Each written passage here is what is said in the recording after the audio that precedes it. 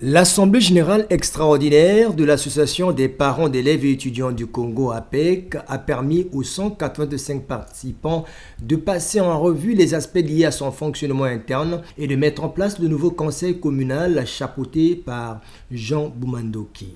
Il en est de même du réaménagement technique des organes dirigeants de l'APEC du département de Brazzaville. Ces derniers ont été exhortés à œuvrer pour booster l'APEC.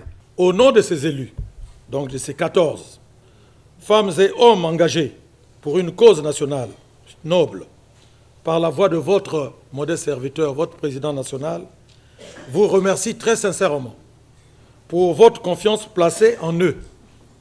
Confiance qui, du reste, ne saurait être trahie. Nous y veillerons.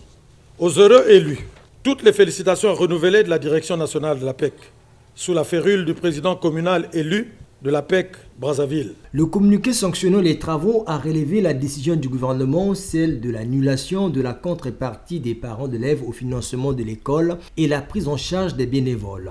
Le président national a aussi rappelé aux participants la toute première mesure parmi les 26 prises par le Conseil des ministres du 7 octobre 2023 relative à la suppression de la contribution des parents d'élèves et de la prise en charge des bénévoles et agents communautaires de l'enseignement comme mesure salvatrice pour alléger les charges des parents.